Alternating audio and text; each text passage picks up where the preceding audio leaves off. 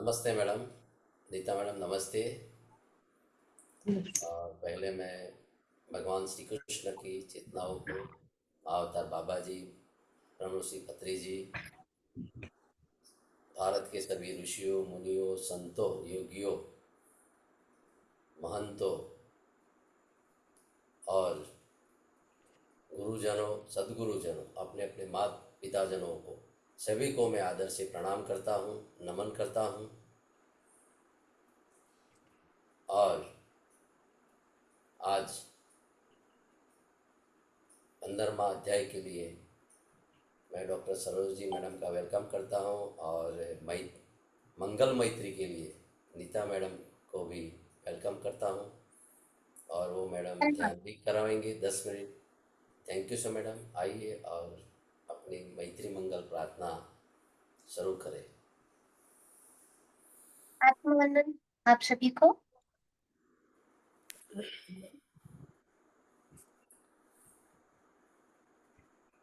तेरा मंगल, तेरा मंगल, तेरा मंगल होए रे। सबका मंगल, सबका मंगल, सबका मंगल होए रे। जिस गुरुदेव ने धर्म दिया, उनका मंगल होए रे। जिस जननी ने जन्म दिया, उस जननी का मंगल होए रे। जिस पिता ने पाला पोसा, उस पिता का मंगल होए रे। इस जगत के सब दुखियारे, इस जगत के सब दुखियारे, प्राणी का मंगल होए रे। जल में, थल में और गगन में, जल में, थल में और गगन में, सबका मंगल हो रे। अंतर मन की गांठे टूटे, अंतर मन की गांठे टूटे, अंतर निर्मल होए रे। राग द्वेष और मोह मिट जाए, राग द्वेष और मोह मिट जाए, शील समाधि हो रे। शुद्ध धर्म धरती पर जागे, शुद्ध धर्म धरती पर जागे, पाप पराजित होए रे। इस धरती में, तर तृण में, इस धरती में, तर तृण में, कण कण में धर्म समाए रे। शुद्ध धर्म जन जन में जागे, शुद्ध धर्म कण कण में जागे, घर घर में शांति होए रे। तेरा मंगल, तेरा मंगल, सबका मंगल होए रे, मेरा मंगल, मेरा मंगल, सबका मंगल होए रे,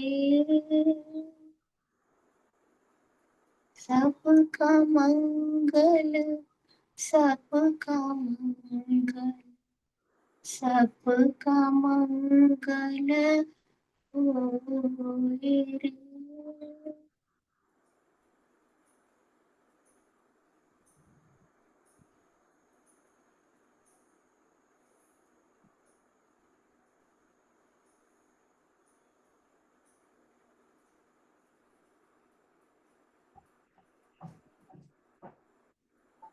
आत्मवंदन सभी को। सभी अब अपने अपने ऐनक यदि लगाए हैं, चश्मे लगाए हैं तो निकाल लें और अपनी कोमल सी आंखों को प्रेम से बंद कर लें। दोनों हाथों को आपस में फंसा लें, उंगलियों को आपस में फंसा लें, पैरों को आपस में क्रॉस कर लें सभी मास्टर्स। और अब हम ध्यान करेंगे बिना किसी म्यूजिक के, बिना किसी इंस्ट्रक्शंस के। हम सभी अपनी आंखें बंद कर लेंगे और अब हम ध्यान करेंगे अपनी सांसों को देखते हुए। आनापानसति ध्यान।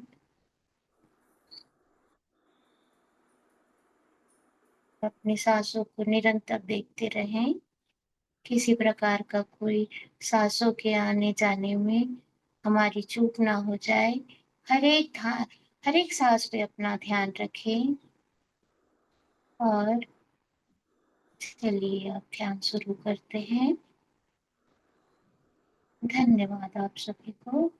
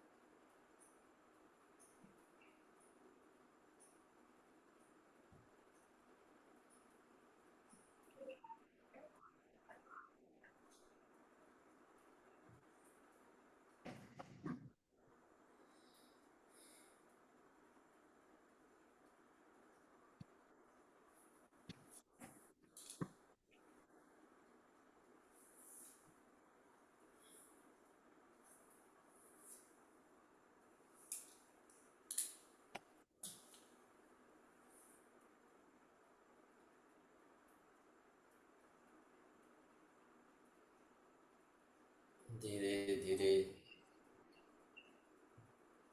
हम अपनी हाथों और पाँव की अंगुलियां उठाकर हम ध्यान से बाहर आएंगे और अपने दोनों हाथों को अपनी आँखों में रखेंगे और सबको मंगल दृष्टि देंगे, मंगल भावना देंगे।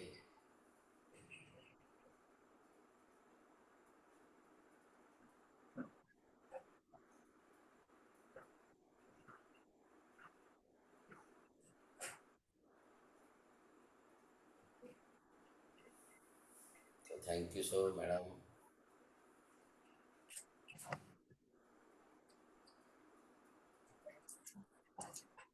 थैंक यू नीता मैडम, बहुत अच्छा आपने मैत्री मंगल प्रार्थना किया। सर, धन्यवाद आप सभी का। धन्यवाद धन्यवाद मैडम। और अभी डॉक्टर सरोजिनी मैडम का स्वागत है और अपना विजडम शेयर करें, गीता ज्ञान।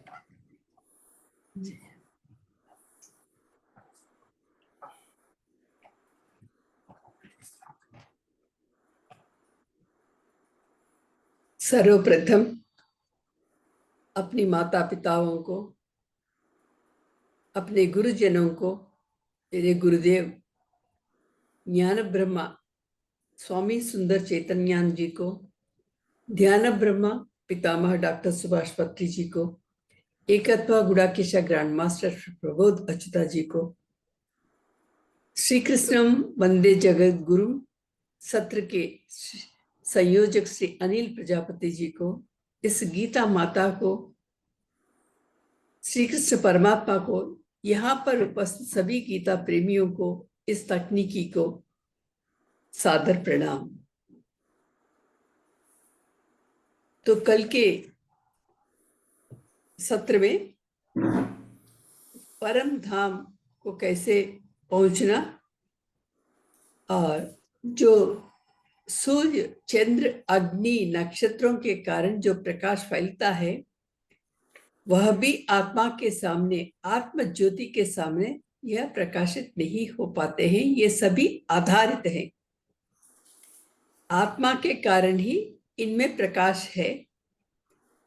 तो उसके बारे में हम लोग देखें। बने यहाँ पर जो वस्तु है वो ना होने का नहीं है, लेकिन जो है अपने पास उसको हम समझ नहीं पाते हैं। कोई और बताए हम समझ सकते हैं। जो बताने वाला गुरुदेव हमें प्राप्त हो तो हमारी जिंदगी में वो पूर्णिमा हो जाती है। तब तक हमारी जिंदगी एक अमावस्या की जिंदगी अंधकार के साथ रहती है। तो यहां तक हम लोग देखें। और दूसरी बात है प्रत्येगात्मा ही, प्रत्येगात्मा माने यहाँ पे बुद्धि के साथ, बुद्धि में जो वृत्तियां है साक्षी के रूप में भासित हैं, ऐसी प्रत्येगात्मा को मैं ही हूं करके ये इसे जानना है। यही प्रत्येगात्मा, तो प्रत्येगात्मा ही परमात्मा है ऐसे समझते हुए सभी ईश्वर स्वरूप है। जितने भी जीव है सभी ईश्वर स्वरूप है। इसी विषय को और भी स्पष्ट रूप में आगे के श्लोक में बता रहा है। ममैवांशो जीवलोके जीवभूत सनातनः मनसष्टानीन्द्रियाणि प्रकृतिस्थानि कर्षति। ममैवांशो, मम एव अंशः जीवलोके जीवभूतः सनातनः मनः षष्ठानि इंद्रियाणि प्रकृतिस्थानि कर्षति। हे अर्जुन, सनातन रूपी इस मेरा अंश ही इस संसार में जीव रूप में है, जीव रूप में व्यवहृत है। प्रकृति में जो इंद्रिय मन, माने इंद्रिय 5 है, पांचेंद्रिय, और मन के साथ जुड़े तो 6 होते हैं, अपनी ओर इसको खींच रहा है, अपनी ओर आकर्षित कर रहा है।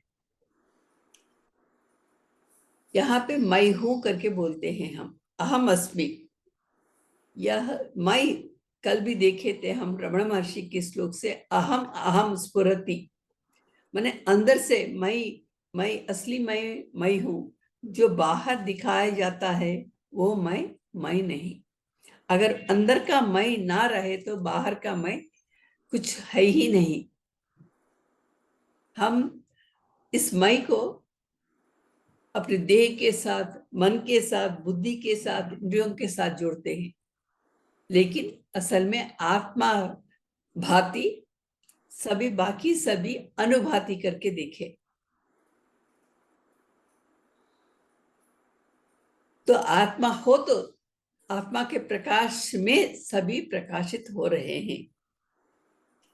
तो इस प्रकार जो भी हम कोई भी मैं करके बोले तो अज्ञानता के कारण ऊपरी तौर से, भौतिक तौर से मैं को समझ रहे हैं, लेकिन आंतरिक तौर से इस मैं को समझना है, वही आत्मा है। तो यहाँ पे 2-3 प्रश्न होते हैं। जीव ब्रह्मा ये दोनों अलग है। अगर जीव अलग, ब्रह्मा अलग हो तो जीव चैतन्य रूप है या अचेतन रूप है? तो जीव अचेतन कैसे हो सकता है? अगर जीव अचेतन हो तो अहम इदम, मैं करके, अहम ममा मेरा, मैं मेरा करके 2 बातें होती हैं। यह व्यवहार पूरा इसी पे आधारित है। तो जीव कोई पेड़ की तरह या पत्थर की तरह या बिल की तरह या पहाड़ की तरह इस प्रकार हो तो इस प्रकार पड़ा हुआ रहता है अचेतन। लेकिन हम व्यवहार में ऐसा कह रहे हैं कि जीव सचेतन है, अचेतन नहीं। तो यहाँ ब्रह्म चैतन्य, जीव चैतन्य, अगर 2 हम कहे तो यहाँ बाधा उत्पन्न होती है। एकम इवा अद्वितीयम ब्रह्मा करके हम कह रहे हैं, उसी के ही अंशों के रूप में समझ रहे हैं। तो पिछले श्लोक में भी ब्रह्मा पूर्ण है, अनंत है और सत्य है, इस प्रकार हम समझे। और अनंत जो ब्रह्मा है तो उसके सांसारिक बाधा, उसे सांसारिक विषय उसे बाधित नहीं कर सकते हैं। ऐसा कैसे संभव है? अगर बाधित करे तो, अगर जीव ब्रह्मा हो तो वह पूर्ण अनंत रूपी ज्ञान उसे क्यों नहीं है? इस प्रकार यहाँ पे कुछ प्रश्न उदय होते हैं। यहाँ अंश अंशी भाव, मैंने इसको एक उदाहरण के द्वारा हम देख सकते हैं। आकाश एक है, निरवयव, मैंने जब हम देखते हैं आकाश में कहीं खंडित देखते नहीं। अगर पृथ्वी हो तो खंडित हम देखते हैं, कहीं कहीं बीच में पानी है, लेकिन आकाश को जब देखते हैं तो वहां पे कोई खंडित नहीं है, अखंड। ऐसा माने, या इसको एक उदाहरण के रूप में घटाकाश महाकाश, घड़ा, घड़े को देखते थे, कितने भी घड़े हैं उसमें आकाश है। माने पंचभूतों के मिलन के कारण ही हर वस्तु यहाँ बनता है, इतना हम समझते हैं। तो एक और हम इस घटाकाश, माने घड़े में जो आकाश को घटाकाश कहते हैं, लेकिन दूसरे वे महाकाश भी यहाँ दिखाई दे रहा है।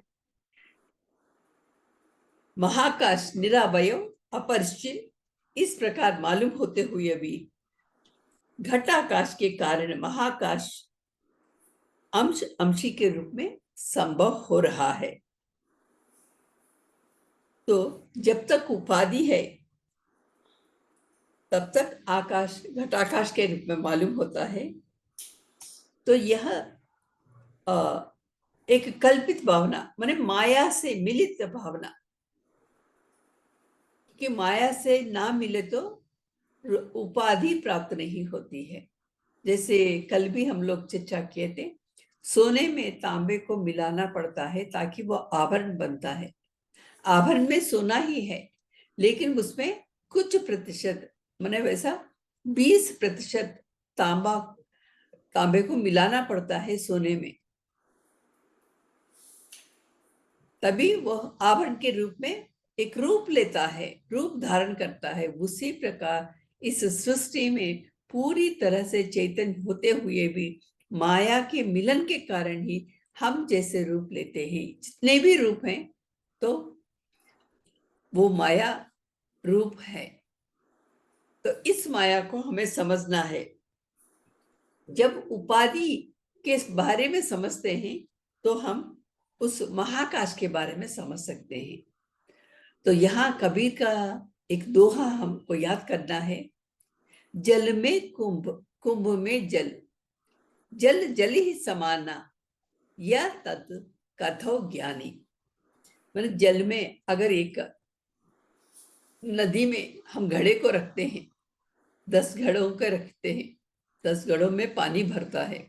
जल में कुंभ माने उस नदी में घड़ा है, घड़े में पानी है।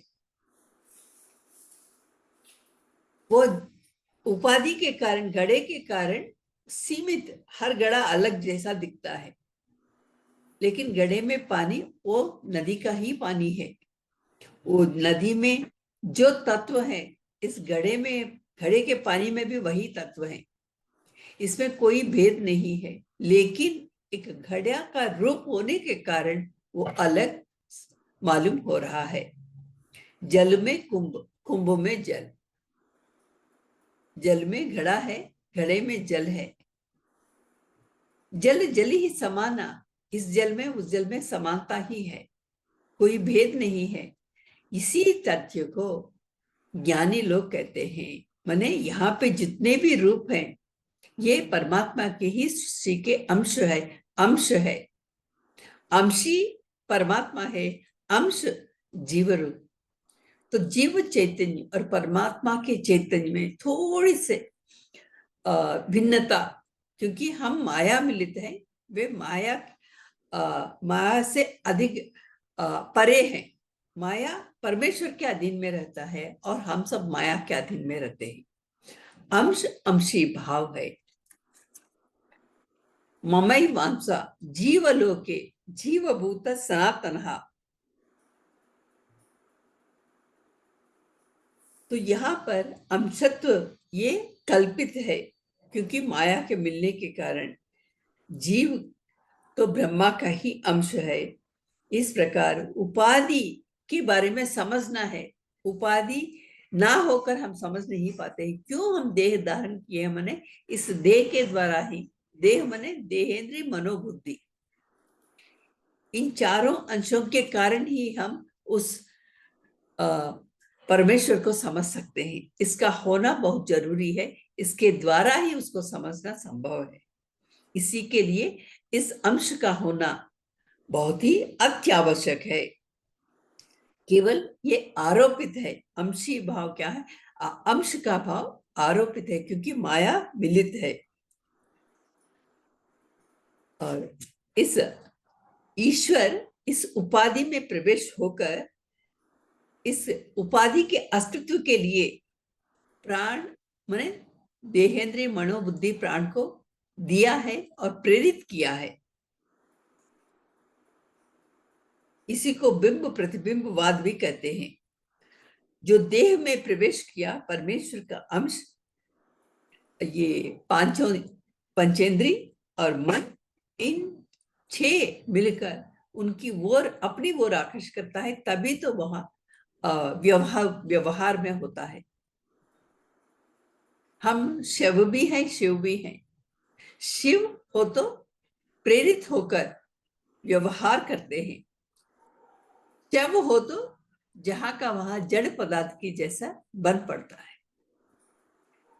तो इस प्रकार यह ज्ञानेन्द्रिय, कर्मेंद्रिय, पंच प्राण इस प्रकार संसार में प्रवेश होकर जीव एक देह से, एक देह को छोड़कर दूसरे जीव में, दूसरे देह में प्रवेश करता है। और इसके यहाँ पर किसे ले जाता है अपने साथ, क्योंकि देह यही जल जाता है, लेकिन हमारे मन में जो वासनाएं हैं वे आगे चले जाते हैं। इस देह भले ही ना हो, लेकिन मन के साथ इंद्रियों की जो वासनाएं हैं वो मन के साथ चले जाते हैं। तो अगले श्लोक में ये किस प्रकार इनका निष्क्रमण है, इनकी आगे की यात्रा है, ये हम देखेंगे।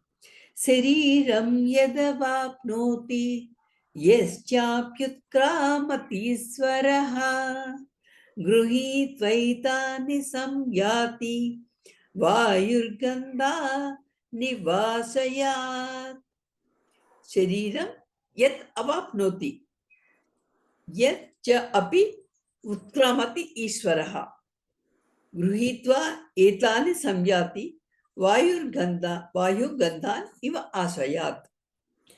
ईश्वरः यत् शरीरम अवाप्नोति, ईश्वर जब शरीर को प्राप्त करता है, यच्च अपि उत्क्रामति, जब इसको छोड़ता है, वायु आश्रयात् गंधान इव, माने वायु आश्रयात् माने सौरभ स्थान को, सुगंध को, गंधान इव गंध की तरह, एतानि गृहीत्वा संयाति, एतानि इंद्रियों में जो गृहीत्वा माने इंद्रियों में जो वासनाएं हैं, माने इंद्रिय अपने आप में कोई वासना नहीं रख सकता है, मन के साथ ही इन वासनाओं का अस्तित्व होता है। भले ही आंख है देखने के लिए, जब मन नहीं हो तो आंख देखे तो भी ना देखने का जैसा है। तो हर इंद्रिय की यही अवस्था है कि देखने के लिए, सुनने के लिए, सूंघने के लिए, बोलने के लिए, स्पर्श करने के लिए सब कुछ है, अलग अलग इंद्रिय है, लेकिन मन के साथ जुड़े तो ही उसका वो व्यवहार कर सकता है। तो यहाँ मन में इन सभी इंद्रियों में जो भी वासनाएं हैं वे सब मन के साथ जुड़ जाते हैं। तो जिस प्रकार वायु जाते जाते फूल के सुगंध को आगे ले जाता है, सर्वत्र बिखेरता है, उसी प्रकार ये जीव भी इस शरीर को छोड़ता है तो दूसरे शरीर में प्रवेश करने से समय इंद्रिय और मन में जो निहित है, जो वासनाएं, उसको ले जाता है, उनको ले जाता है। माने यहाँ पे देहेंद्रीय मनोबुद्धि से युक्त जो जीव को भोक्ता कहते हैं, क्योंकि कुछ कर्म करते हैं, कर्म का फल होता है, भोगना पड़ता है, सुख हो या दुख हो, उस कर्मी को भोगना पड़ता है। इस प्रकार कठोपनिषद में कहा गया है। तो इसीलिए भोक्ता होने के कारण वो तो संसारी हुआ। अगर देहेंद्रीय मनोबुद्धि के साथ तादात्म्यता ना हो तो जीव भोक्ता नहीं है। तादात्म्यता यहाँ पे जुड़ना, मन से जुड़ जाना, जब हम जुड़ते हैं तभी उसका फल मिलता है।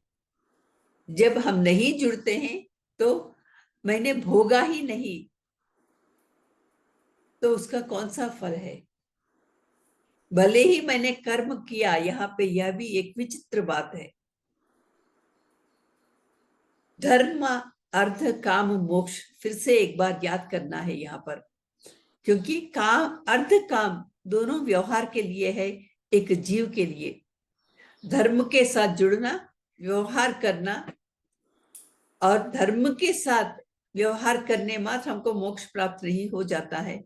ये संदेह हमको एक बार आया, अगर हम अर्ध काम व्यवहार को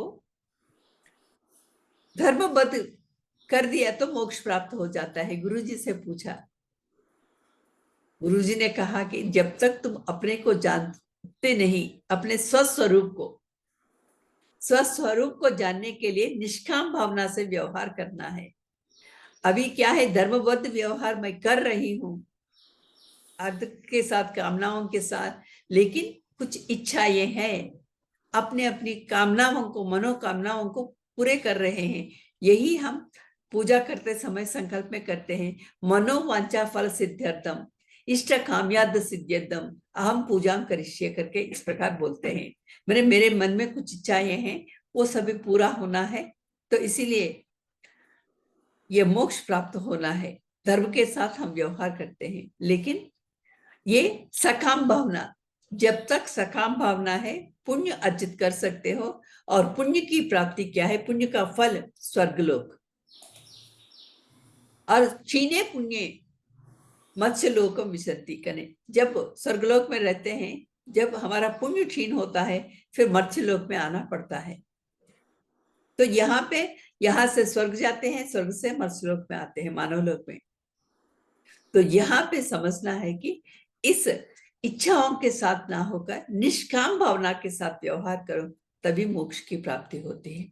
धर्मबद्ध व्यवहार निष्काम भावना के साथ, तब सत्य को हम समझ सकते हैं। और सत्य ही आत्मा है, आत्मा ही मैं हूं, मुझ में जो है आत्मा सब में है, तत्वमसि। पहले हम अपने अहम ब्रह्मास्मि अयमात्मा ब्रह्मा को मालूम होने के बाद तब सब में वही बात है करके समझ सकते हैं। ममात्मा सर्वभूतात्मा, मुझ में जो आत्मा है सभी भूतों में वही है। इस प्रकार की भावना बढ़ जाती है, व्याप्त हो जाती है। पहले उपाधि के साथ रहने के कारण ऐसी भावना निष्काम व्यवहार हो तो हम अपने को समझते हैं। अपने को जब समझने लगते हैं, दूसरों को समझने लगते हैं। माने यहाँ पे उपाधि स्थाई से ही जन्म मरण के बारे में बता रहे हैं,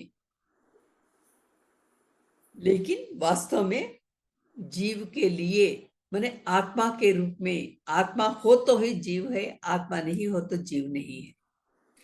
तो जन्म मरण देह के लिए, देहेंद्रिय मनोबुद्धि के लिए ही, ना कि आत्मा के लिए।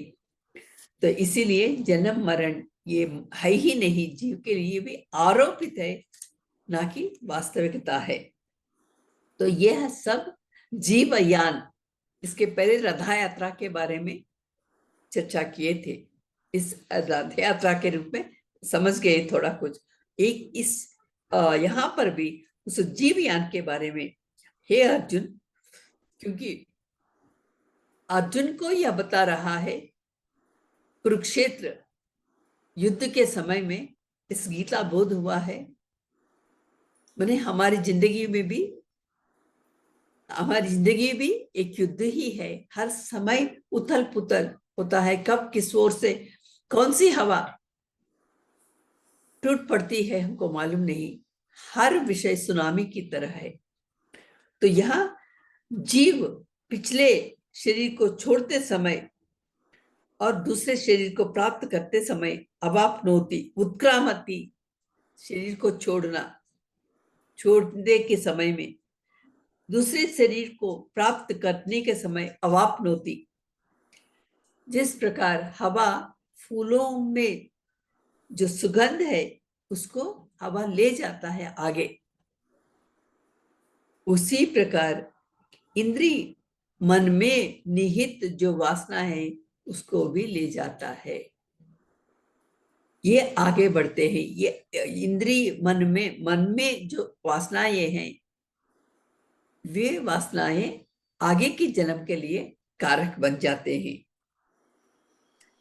यहाँ फूल है, फूलों में सुगंध है, सुगंध को ही ले जाता है वायु, ना कि फूल को। भले ही थोड़े कुछ हवा में यहां से वहां तक उड़ सकता है, लेकिन काफी दूर तक सुगंध को ले जाता है। माने फूल वहीं रहते हैं, सुगंध आगे निकल जाता है। उसी प्रकार मरण के समय में भी स्थूल देह यही पड़ा रहता है फूल की तरह, लेकिन सूक्ष्म देह में जो वासनाएं हैं, जैसे फूल में जो सुगंध वायु के साथ आगे बढ़ गया, अपने सूक्ष्म शरीर में स्थित जो भी वासनाएं अगले जन्मों तक चले जाते हैं। सूक्ष्म देह को जीव आगे ले जाता, अपने पीछे पीछे ले जाता है। ये शब्द, स्पर्श, रूप, रस, गंध, ये जो कुछ भी है, यह सूक्ष्म शरीर से संबंधित है। ये वायु है, जीवात्मा है। तो जिस प्रकार वायु इस फूल के सुगंध को ले जाता है, जीव भी उस सूक्ष्म शरीर में स्थित जो वासनाएं हैं उसको ले जाते हैं आगे। तो यहाँ जन्म मरण में जो यान होता है वो तो सूक्ष्म देह के लिए ही, ना कि स्थूल देह के लिए। स्थूल देह स्मशान में अंत हो जाता है, लेकिन जीव का अंत ना होने के कारण वह हमेशा नित्य है।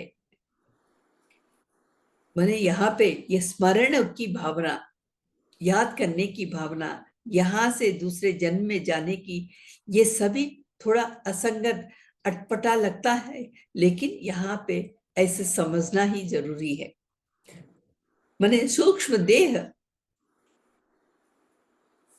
में अज्ञानता जब तक पूरी नहीं होती है, खत्म नहीं होती है, तब तक जन्म मरण के चक्र के बीच में हमें भ्रमण करना ही पड़ता है।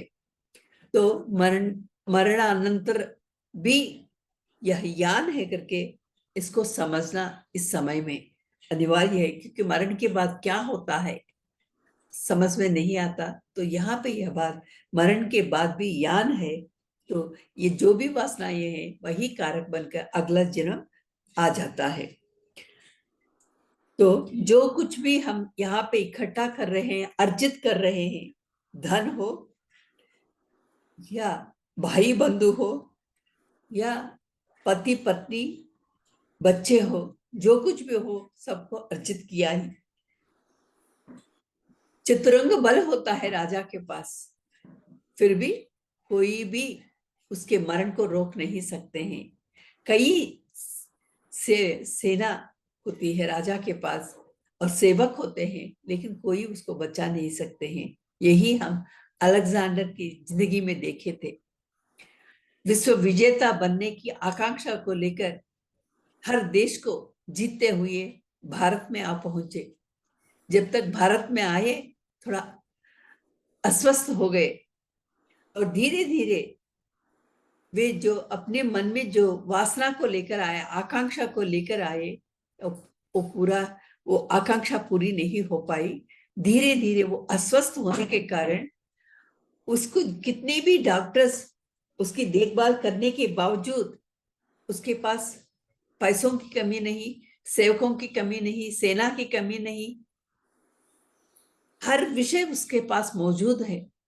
फिर भी स्वास्थ्य बिगड़ने के कारण धीरे धीरे उसको समझ में आया, जो कुछ भी हो मेरे पास, लेकिन मैं अभी स्वस्थ होने की संभावनाएं नहीं है।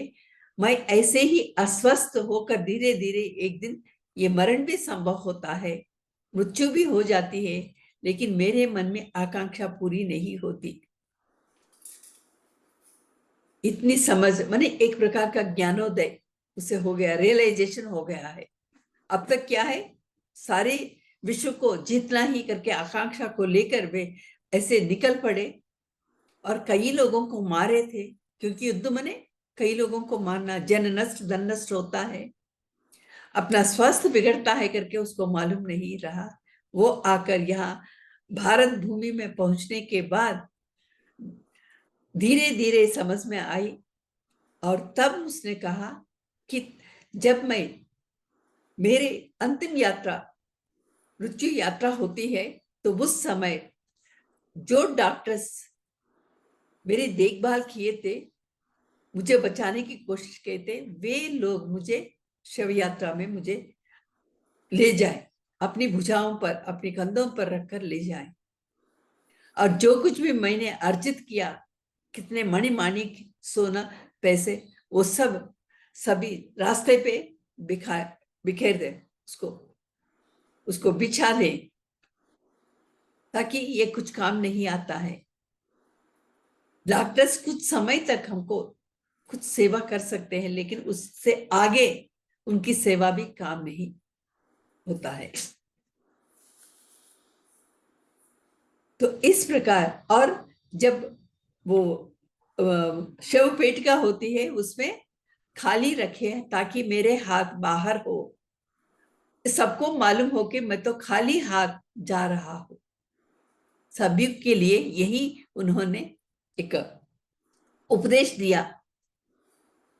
मैंने इस प्रकार उसको मालूम हो गया कि मैंने जिस आकांक्षा लेकर जितना धन नष्ट किया, जन नष्ट किया, किसी काम का नहीं। एक ना एक दिन तो मरना है। जो कुछ भी अर्जित किया, सभी देशों को छोड़ना पड़ता है, सभी संपत्ति को छोड़ना पड़ता है, अपने भाई बंधु जिसे हम मानते हैं उसको छोड़ना पड़ता है।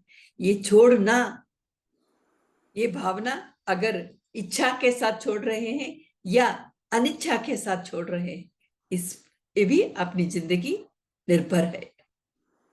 और निष्काम भावना के साथ या सकाम भावना के साथ जो व्यवहार हम कर रहे हैं, तो सकाम भावना के साथ करें तो फिर से जन्म लेना पड़ता है, अपनी इच्छाओं को पूरा करना पड़ता है। और निष्काम भावना के साथ धर्म मार्ग पे चले तो सत्य को हम समझ सकते हैं, मैं ही हूं आत्मा, मैं ही हूं परमात्मा करके। इस प्रकार मनस्सष्टानि इंद्रियाणि, तो इस प्रकार हम निष्काम भावना को समझ ले तो मंगल कर है। मंगल, अभी मंगल दृष्टि मैत्री, मंगल मैत्री करके आज ध्यान करवाए। सबके प्रति हम मंगल भावना, लोक कल्याण की भावना को लेकर आगे बढ़े तो हमारा जीवन मंगलमय हो जाता है। और अगर ना हो तो अमंगल ही है। तो इस प्रकार अपने इंद्रिय, मन, हर एक को पवित्र करते जाना है। तो लेकिन यहाँ पे यह भी समझना है कि यहाँ प्रहलाद मुमुक्षुओं के लिए मार्ग निर्देशन किया। माने जो भी हमारे पास इस समय में जो समय हो, ज्ञान हो, जो कार्य हो, उसको पवित्र रूप में हम करते रहें। तो इससे, जैसे हम इस प्रातः समय सत्संग में जुड़े हैं और उस भगवत संबंधित, आत्मा संबंधित ज्ञान को ले रहे हैं, और हम कहीं भी चले तो मंदिर को जाए, मंदिर में भगवान का दर्शन करें, आश्रम को जाए, गुरु का दर्शन करें, तो हमारे हाथ पैर सब कुछ, जो कुछ भी भावनाएं, मनोभावनाएं, सब कुछ परमात्मा की वो चल पड़ते रहे। तो इससे उत्तरोत्तर जो जन्म होते हैं उसमें इससे आगे, इससे एक उन्नति होकर हम अगले जन्म में होते हैं। इस प्रकार हम अपने को शुद्ध करने का कार्य होता है, और एक दिन सत्य की अनुभूति होती है, शोभायमान होता है भगवानमुखी होना। इस प्रकार तो नित्य अपने कर्मेंद्रिय को, ज्ञानेंद्रिय को ज्ञान गंगा में पुनीत करते रहे। ज्ञान गंगा, केवल गंगा स्नान करे तो शारीरिक संबंधित जो कल्मश है वे छूट जाते हैं, लेकिन मन में सद्भावनाएं हो तो मन स्वच्छ होता है। मन चंगा हो तो कटौती गंगा, गंगा स्नान करने की जरूरत है, मेरा मन ही गंगा है।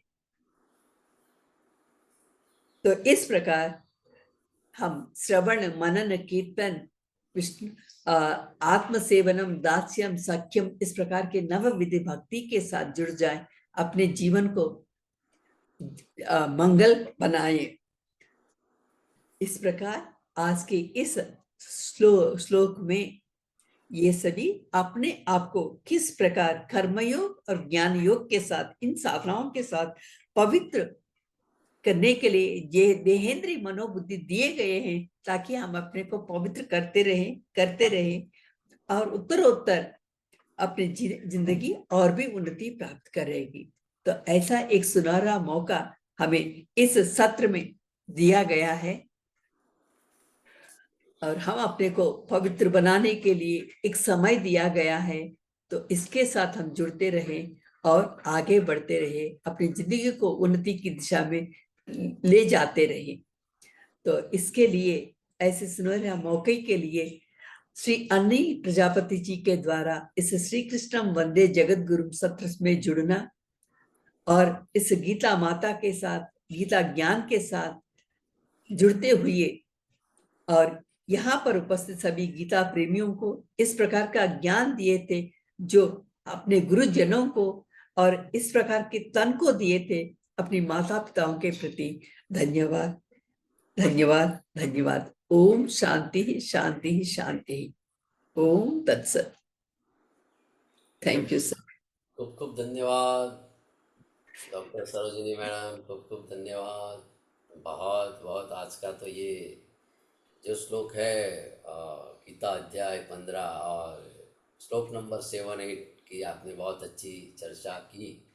मम वंश जीवलोकी जीवभूत सनातन, तो बहुत अच्छी बात है कि ये शरीर जो है ये मेरा ही अंश है। शरीर में जो जीव हुआ है, आत्मा, जीवात्मा सदा से मेरा ही अंश है।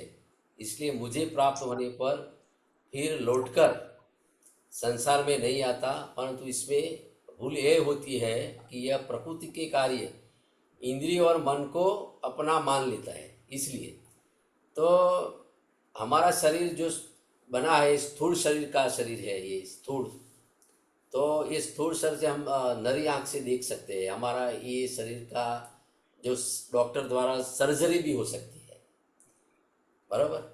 तो हमारे ये 3 शरीर है, स्थूल शरीर, सूक्ष्म शरीर, कारण शरीर और महाकारण शरीर। ऐसे तो 7 शरीरों की बात होती है, लेकिन भगवत गीता में 4 शरीर की इम्पोर्टेंट बात बताया गया है। तो जो ये स्थूल शरीर जो है उसके साथ ये सब इंद्रिया और मन ये सब जुड़ा हुआ है। तो इसमें जो मेरा आत्मा है, आत्मा को परमात्मा बनाना है। तो कब मेरा आत्मा परमात्मा बन जाए, तो ये भगवान ने ये अच्छी पद्धति बताई है और कहा है कि भाई तेरा आत्मा जो है, जो आपने अभी बात कही कि शिव तकी जीव होना है। तो यहाँ जो आपने कहा कि भाई जो वायु जैसे गंध के स्थान के गंध को ग्रहण करके ले जाती है, ऐसे ही शरीर इंद्रियों आदि मालिक बना हुआ जीवात्मा भी शरीर छोड़ता है, वहाँ से मन सहित इंद्रियों को ग्रहण करके फिर इस संसार में फिर आता है और फिर मरता है, फिर जन्मता है। वो भगवान ने अच्छी बात बताई। तो जो हमारे अंदर जो है मन का आश्रय लेकर जो श्रोत्र, त्वचा, चक्षु, रस और नासिका, ये जो है 5 विषय है उसके, और 5 इंद्रियों जो है वो जो शब्द, स्पर्श, रूप, रस और गंध, ये 5 विषयों का हम राग पूर्वक सेवन करते हैं। फिर भगवान ने आगे बताया है कि भाई तुम्हारा अंतिम क्या थॉट है, आपके अंतिम थॉट जो होगा वहाँ मुझे ऐसा भाव में मुझे प्राप्त होगा, वहाँ आपका जन्म होगा। तो ये आगे भगवान ने कई अध्याय में बताया है, वो पता नहीं कौन से श्लोक में, लेकिन भगवान ने जरूर कहा है कि भाई तू जैसे मुझे बजेगा। तो क्या है कि इसमें गुणों के साथ हमारी इंद्रियों, मन, गुण और हमारे किए हुए कर्म, अच्छे कर्म, बुरे कर्म और पुण्य और पाप, ये सब कारण शरीर के साथ फिर जाता है। हम जब देह छोड़ देता है तब ये सब वस्तु इसके साथ जाती है और फिर उसको इसके कर्म के अनुसार फिर उसको जन्म मिलता है और फिर वो इंद्रियों और मन के साथ फिर वो उनका जीवन फिर चालू कर देता है कि भाई कैसा करना है, कैसा जीना है। तो जो सत्वगुणी जीव होता है वो क्या करता है, सत्वगुणी जीव जो है वो अच्छा कर्म करता है, वो फल की आशा नहीं रखता। और रजोगुणी जीव जो है वो बोलता है मैं कर्म तो करूँगा लेकिन फल भी नहीं छोड़ूंगा। और तमोगुणी जो है वो कहता है कि मैं फल नहीं मिले तब मैं कर्म तो करता ही रहूँगा। तो ऐसे ऐसे 3 प्रकार के जो बताए हैं गुण के बारे में, तो ये सत्व गुण, तमोगुण, सत्व, रजोगुण, ये सभी गुण हमारे अंदर के सात्विक जो होंगे तो भगवान को प्राप्त होंगे, तो फिर अच्छी तरह भी हमारा जन्म होगा। क्योंकि इसमें कबीर भी बोलते हैं कि भाई, कबीर ऐसे कहता है कि मन मरे माया मरे और मन मर जात शरीर, आशा तृष्णा ना मरे कह गए दास कबीर।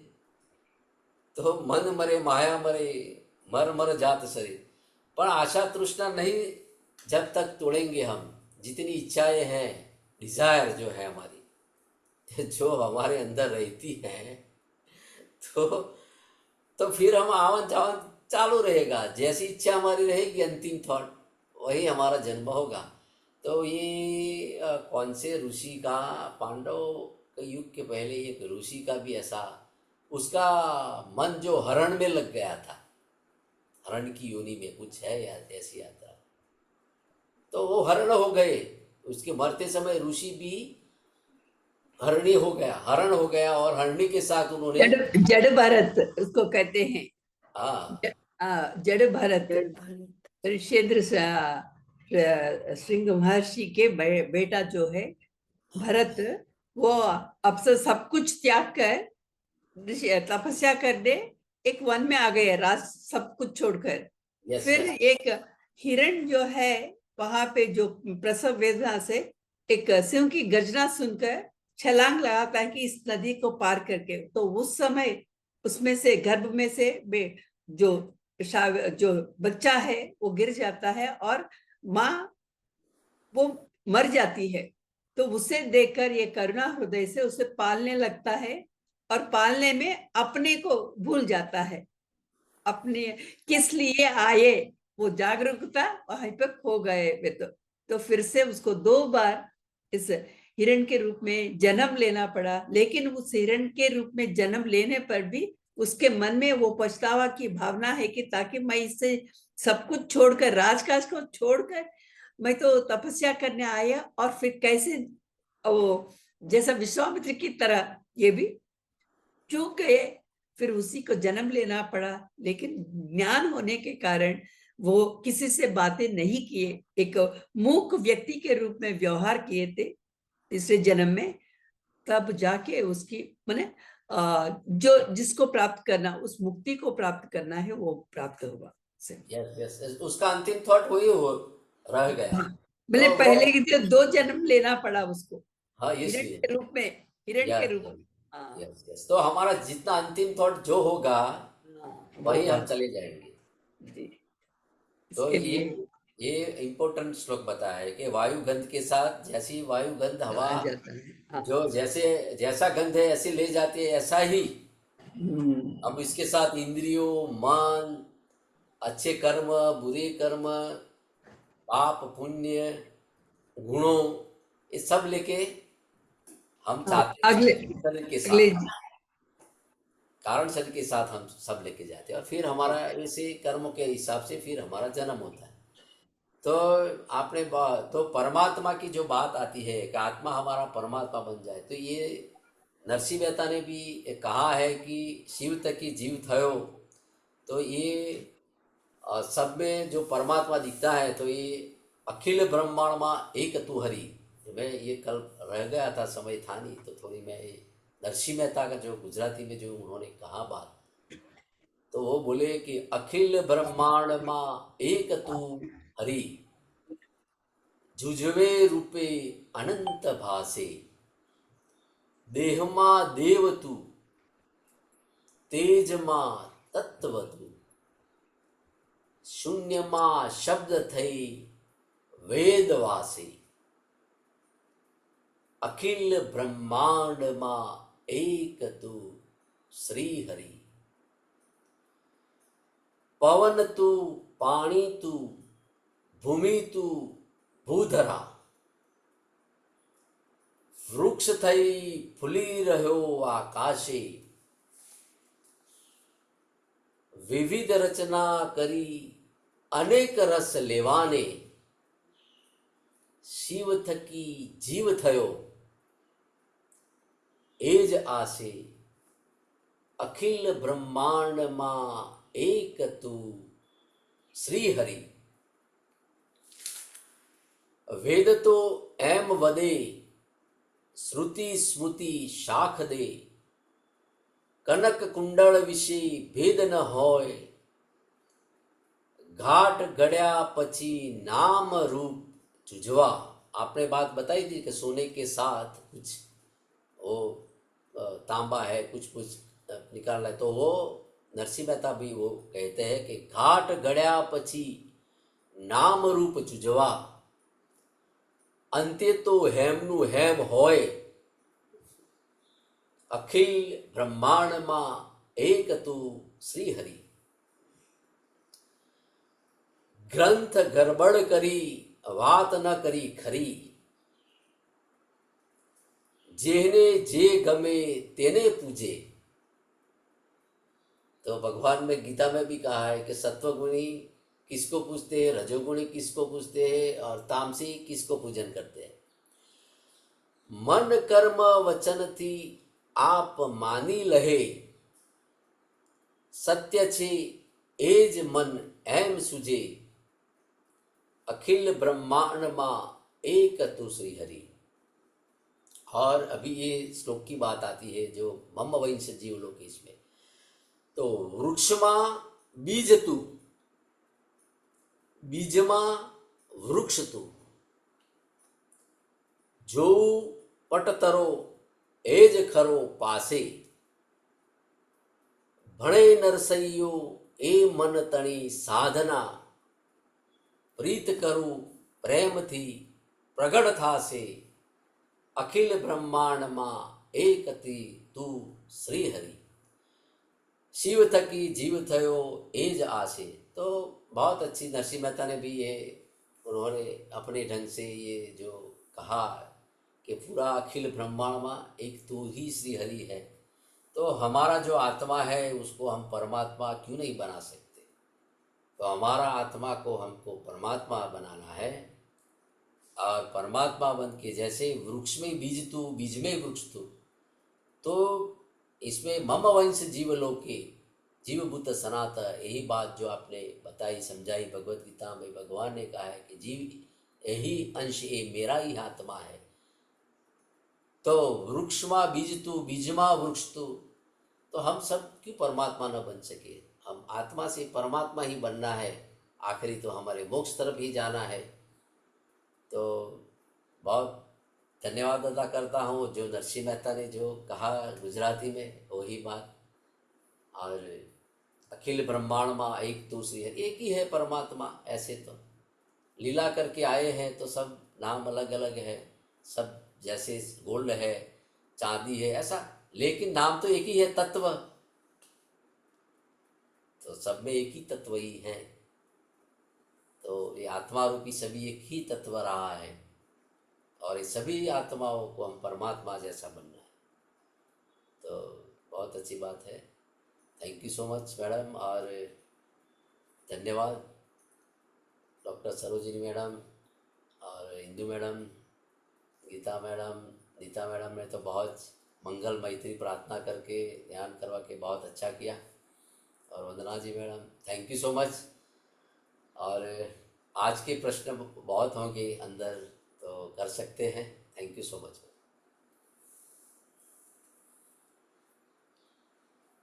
बोलिए गीता मैडम, इंदू मैडम. आज के तो बहुत अच्छा श्लोक है और इसके बारे में तो बहुत Yes. सारी पुस्तक हम लिख सकते हैं. Very nice, madam. Again, very enlightening. बहुत ही अच्छा. Thank you. बहुत मजा करती हूँ. I'm enjoying your lecture. Anil sir भी कितना डीप स्टडी किया है सब में. हिंदू मैडम, आप तीनों इतने डीप स्टडी किए, मुझे क्या मैं बताऊं, मुझे कुछ समझ में ही नहीं आता है. मैं क्या हूँ, मुंह खोलूं क्या नहीं खोलूं, पता ही नहीं चलता है. सिर्फ अभी मैं ज्वाइन किया है ना गीता, भगवत गीता, तो मुझे ज्यादा कुछ ध्यान नहीं है. सुनती हूँ, सुनने के लिए बहुत अच्छा लगता है. सुन. Thank you madam. Thank you. तो सबसे पहले तो धन्यवाद अनिल जी का, ये मंच हमको दिया ताकि हम लोग यहाँ पे जुड़ते हैं सुबह के समय. और जो ज्ञान श्री कृष्ण अर्जुन को दे रहे हैं वो हम भी अर्जुन ही है, हमको भी प्राप्त हो रहा है. और सरोजनी मैम का तो बहुत ही अच्छा, बहुत अच्छे विस्तार पूर्वक बताती हैं, तो बहुत ही अच्छा है. इसमें बिल्कुल सही बात है कि ममे वांशे जीव लोके, हम उसकी बिल्कुल वही हैं. वास्तव में देखा जाए जो तत्व में हम लोग वही हैं. जैसे जल का तत्व, जल को चाहे ठंडा कर देते हैं तो वो बर्फ बन जाता है ना. और वो स्टीम गर्म करेंगे तो भाप, लेकिन जल का तत्व तो वही रहेगा, है ना. तन मात्रा भी उसकी वही रहेगी. और इसी तरह स्वर्ण को ले लें, किसी भी चीज को ले लें, सोने को हम ले लें तो तत्व में वही है. उसके आभूषण अलग अलग बनाते हैं तो उसको पहनते, यूज उसका अलग है ना. उसका रिंग बना लो, उसका कानों में पहन लो, हार बना लो, एनीथिंग, तो तत्व में वही है. इसी तरह तत्व में तो वही है, वो ब्रह्म है और उसी के हम सब हैं. और उसी के लिए कहा भी गया कि पूर्णमदा पूर्णमिदम पूर्णात् पूर्णमुदच्यते पूर्णस्य पूर्णमादाय पूर्णमेवावशिष्यते. ईशावास्य उपनिषद की पहली प्रार्थना ही यहीं से शुरू होता है कि वो पूर्ण है, हम भी पूर्ण है. और पूर्ण से पूर्ण आया है तो पूर्ण शेष. कुछ अव्यय होता ही नहीं, कुछ घटेगा ही, घटता है ही नहीं, क्योंकि हम तो वही हैं. जिस प्रकार फिर एग्जाम्पल्स तो इतने सारे इसके आते हैं कि एक घड़ा है, घड़े में के अंदर भी वही वैक्यूम में वही आकाश है, बाहर भी महाआकाश है. घड़ा अगर फूट गया तो आकाश वो कहाँ जाएगा, वो उसी में मिल जाएगा. तो कोई डिफरेंस है नहीं. लेकिन डिफरेंस कहाँ पे हो जाता है, हम अपनी इंडिविजुअलिटी में आ जाते हैं.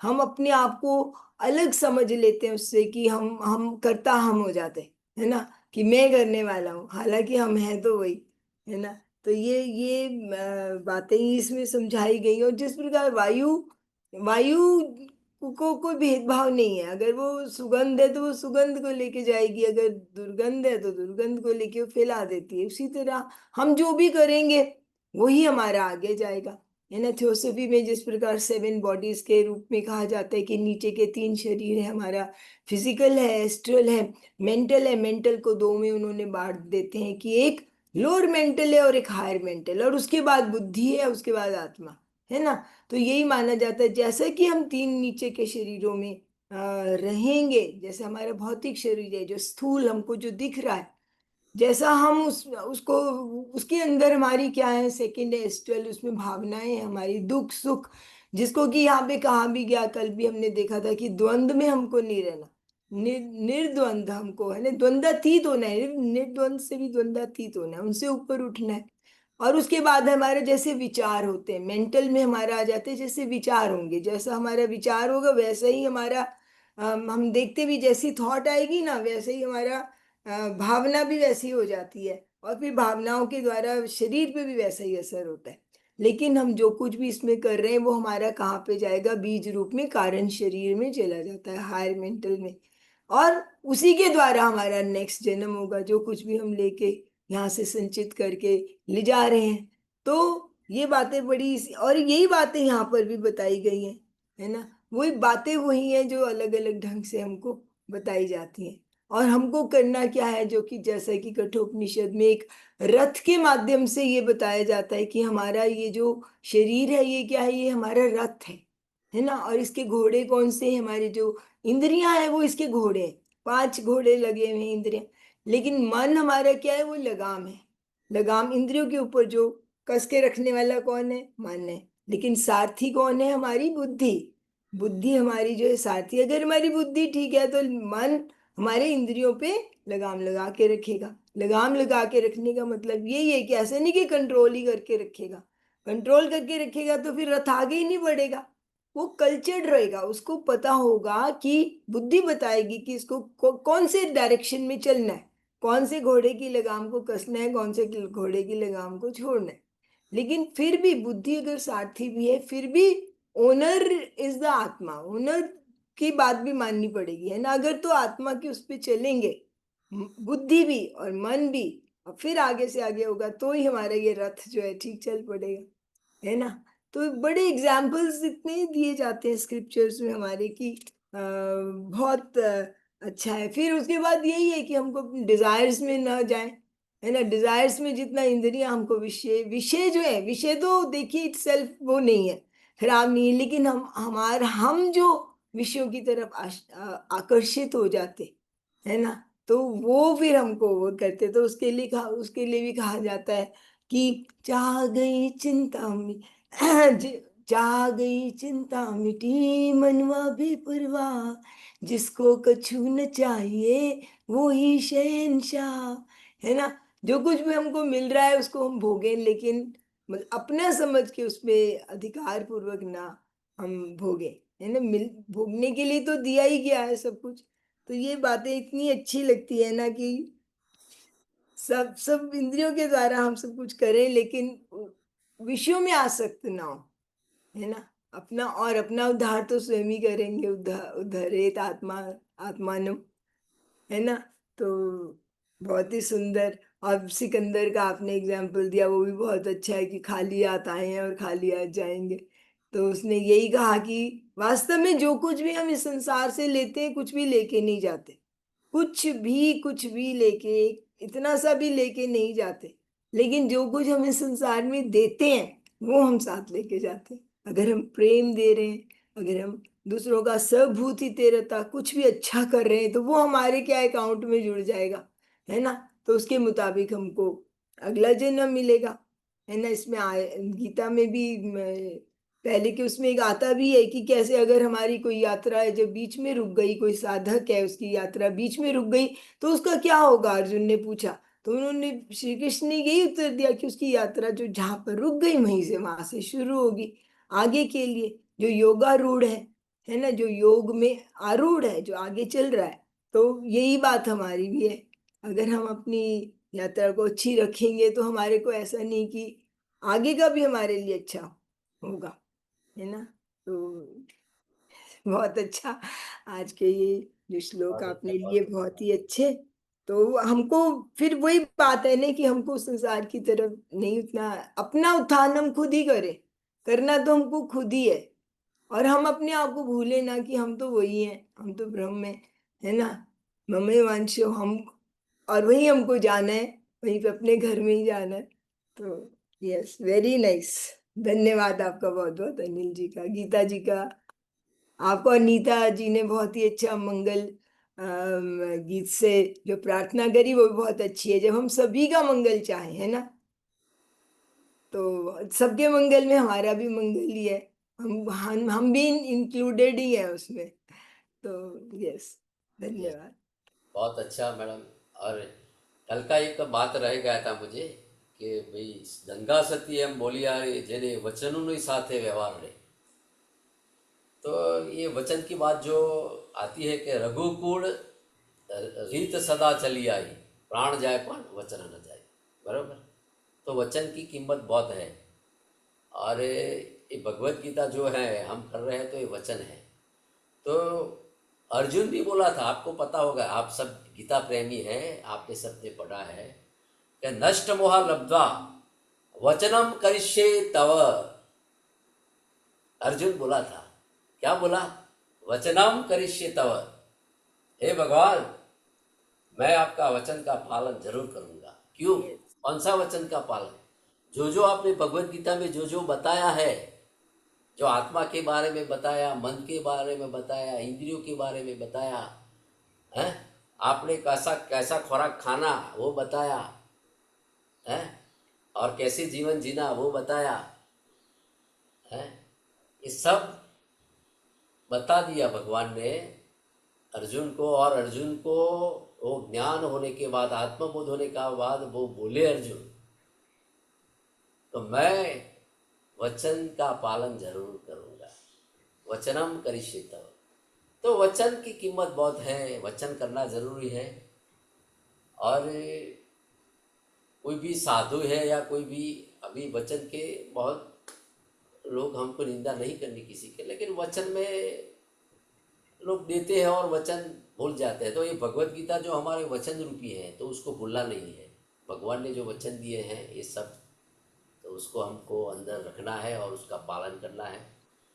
तो कबीर ऐसा बोलते हैं, ए साधु भूखा भाव का, धन का भूखा नहीं, धन का भूखा जो फिरे वो तो साधु नहीं।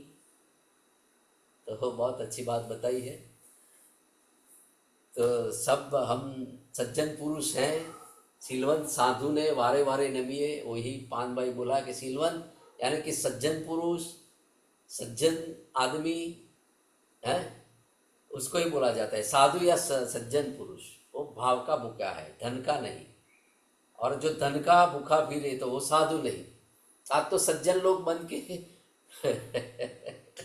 धन का ही भूखे होते हैं।